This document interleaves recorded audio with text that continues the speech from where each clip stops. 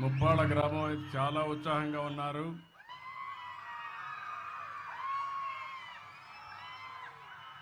అయితే మీ ఉత్సాహం చూస్తూ ఉంటే నాకు అనిపిస్తుంది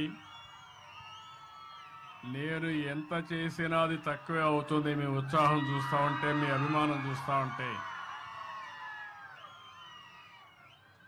ఎప్పటికప్పుడు తెలుగుదేశం పార్టీ ఒక వినూత్నమైన కార్యక్రమాలతో ముందుకు వస్తూ ఉంటాం. ఈరోజు మీరు ఒక్కసారి చూస్తే, ఈరోజు బాబు జగ్జీవన్ రామ్ జయంతి, ఒక మహనీయుడి యొక్క జయంతి. ఏప్రిల్ నెలలో ముగ్గురు పుట్టారు. ఒకరు బాబు జగ్జీవన్ రామ్ గారు, రెండోది రాజ్యాంగాన్ని రాసినటువంటి అంబేద్కర్ గారు, మూడోది మహాత్మా పూలే గారు. ఈ ముగ్గురు కూడా ఒక సామాజిక మార్పుకు శ్రీకారం చుట్టినటువంటి చరిత్ర పురుషులు. అందుకనే ఈరోజు నేను ఇక్కడికి రావడం నా అదృష్టంగా భావిస్తున్నా. ఇప్పుడే మీరు చూశారు నేను ఒక ఇంటికి పోయాను. ఒక ఎస్సీ కుటుంబం ఇంటికి పోయి జగ్జీవన్ రామ్ స్ఫూర్తితో ఆ కుటుంబాలని ఏ విధంగా ఆర్థికంగా, రాజకీయంగా, సామాజికంగా పైకి తేవాలనో సంకల్పం చేయడానికి ఆ ఇంటికి వెళ్ళానని చెప్పి కూడా నేను మీకు తెలియజేస్తున్నా. ఈరోజు నేను ఎప్పుడు కూడా కొత్త కొత్త ఆలోచనలు వస్తూ ఉంటాను. కొంతమందికి అర్థం కావు, కొంతమందికి అర్థం అవుతూ ఉంటాయి. అర్థమైన వాళ్ళు బాగుపడతారు, అర్థం చేసుకున్న వాళ్ళు బాగుపడతారు, అర్థం చేసుకోలేని వాళ్ళు భవిష్యత్తులో నష్టపోయామని బాధపడతా ఉంటారు. ఆ రోజు నేను సెల్ ఫోన్ గురించి మాట్లాడాను. ఈరోజు ఎక్కడికి పోయినా కూడా సెల్ ఫోన్ అయితే అందరికీ అత్యవసర వస్తువు అయిపోయింది.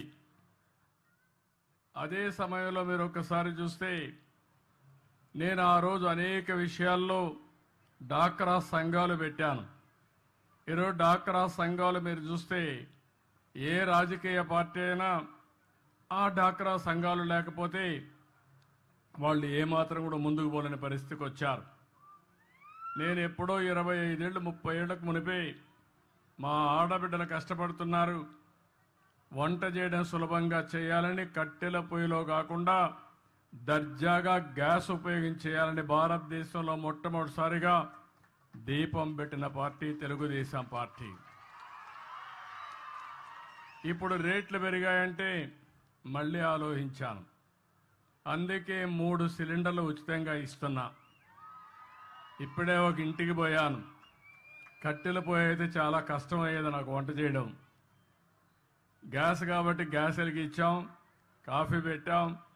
నేను వాళ్ళకి కాఫీ ఇచ్చి నేను కూడా కాఫీ తాగి ఇక్కడికి వచ్చాను. ఇది మనందరిలో ఆలోచన విధానాల్లో మార్పు రావాలి. అందరం సమానం, అందరికీ సమాన అవకాశాలు ఇవ్వాలి. కొంతమంది సమాజంలో కొన్ని అవకాశాలు అందిపుచ్చుకొని పైకొచ్చారు. మనతో పుట్టిన వాళ్ళు చాలామంది ఇంకా పేదరికంలో ఉన్నారు. ఇంకా కనీస స్టాండర్డ్స్, జీవన ప్రమాణాలు కనీసం లేకుండా బాధపడే పరిస్థితికి వచ్చారు. నేను అందుకనే ఈరోజు వచ్చింది ఒక వినూత్నమైన కార్యక్రమంతో మీ ముందుకు వచ్చాను. నేను ఇక్కడ 2 విధాలుగా మీరు చూస్తే, ఒకటి బంగారు కుటుంబాలు. ఇప్పుడే కలెక్టర్ గారు చెప్పారు, దగ్గర దగ్గర 41 మంది ఈ గ్రామంలో అందరికంటే తక్కువ ఆదాయం వచ్చే కుటుంబాలు. అంటే ఇవంతా కూడా 20 లక్షల కుటుంబాలని రాష్ట్రంలో ఎంపిక చేశాం. మీ ఊర్లో 41 చేశాం. అదే సమయంలో నేను ఆలోచించిన విధానం, అట్టడుగు నుండే 20%, పైనుండే 10%. ఈరోజు ఇక్కడ కూర్చున్న వాళ్ళు కొంతమంది మార్గదర్శులు ఉన్నారు. ఇప్పుడే మనోజ్ గారు అయితే అక్కడికి వచ్చినప్పుడు చూశాను. ఈరోజు వీళ్ళందరూ కూడా ఇక్కడ కూడా ఒక 5 మంది వచ్చారు. వీళ్ళకి సమాజం ఒక అవకాశం ఇచ్చింది, అందిపుచ్చుకున్నారు. ఈరోజు పారిశ్రామికవేత్తలుగా, లేకుంటే మెరుగైన జీవన ప్రమాణాలతో ముందుకు పోయే పరిస్థితికి వచ్చారు. నేను ఒకప్పుడు జన్మభూమి పిలిపించాను. మీరందరూ స్పందించారు. ప్రపంచంలో ఉండే వాళ్ళందరూ వచ్చి జన్మభూమి పిలుస్తుంది రా కదిలి రా అంటే గ్రామానికి వచ్చి ఎన్నో కార్యక్రమాలు చేశారు. స్కూల్ బిల్డింగ్లు కట్టారు, రోడ్లు వేశారు, శ్మశానాలు కట్టించారు, అనేక కార్యక్రమాలు చేశారు. ఈరోజు నేను ఇచ్చే పిలుపు, ఎవరైతే సమాజంలో ఆర్థికంగా పైకొచ్చారో, తెలివితేటలున్నాయో అలాంటి మీరు తిరిగి సమాజానికి ఇవ్వాలి. ఆ రోజు సమాజానికి ఇమ్మని కోరాను. ఇప్పుడు మీతో పుట్టిన వ్యక్తుల్ని పైకి తీసుకొచ్చే బాధ్యత మీకు అప్పచెప్తున్నానని చెప్పి కూడా నేను మీకు తెలియజేస్తున్నా. ఆర్థిక సంస్కరణలు వచ్చాయి. నేనే దీనికి కూడా ఆ రోజు భారతదేశంలో పివి నరసింహారావు గారు ఆర్థిక సంస్కరణలు తీసుకొస్తే సెకండ్ జనరేషన్ రిఫార్మ్స్కి నేనే శ్రీకారం చుట్టాను. ఈరోజు మీరు చూస్తే బ్రహ్మాండమైన రోడ్లు వచ్చాయి. ఒకప్పుడు హైదరాబాద్ విజయవాడ రోడ్డు చూసేవాళ్ళం. ఈరోజు బాగా రోడ్డు ఉందంటే దానికి కారణం పీపీపీ విధానం, అంటే పబ్లిక్ ప్రైవేట్ పార్ట్నర్షిప్.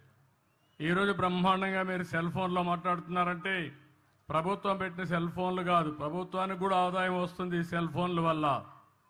ప్రైవేట్ వ్యక్తులు సర్వీస్ ఇస్తారు, దానివల్ల వాళ్ళకు లాభాలు వస్తున్నాయి, మీకు మెరుగైన సేవలు అందుతున్నాయి.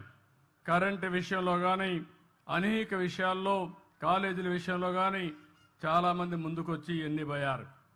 కానీ ఈరోజు పీపీపీ విధానంలో ఫ్యాక్టరీ పెట్టినా వాళ్ళు పైకి వచ్చారు, తప్పులేదు. ఈరోజు సిఎస్ఆర్ కూడా పెట్టారు, కార్పొరేట్ సోషల్ రెస్పాన్సిబిలిటీ అని. కానీ కొన్ని కార్యక్రమాలు చేస్తున్నారు. కానీ ఈరోజు నేను తీసుకున్న కార్యక్రమం మీరు చూస్తే ఎప్పుడు కూడా 20-30 సంవత్సరాల ముందే నేను ఆలోచిస్తాను. సమాజాన్ని అధ్యయనం చేస్తూ ఉంటాను, ఎప్పటికప్పుడు అర్థం చేసుకుంటూ ఉంటాను. నా ఆలోచన ఒకటే, భారతదేశంలో పుట్టిన ఏ వ్యక్తి కానీ పేదరికంలో ఉండడానికి వీలు లేదు. మనం ఈరోజు వికసిత్ భారత్ మాట్లాడుతున్నాం. 2047కి ప్రపంచంలోనే భారతదేశం అగ్రస్థానంలో ఉంటామని.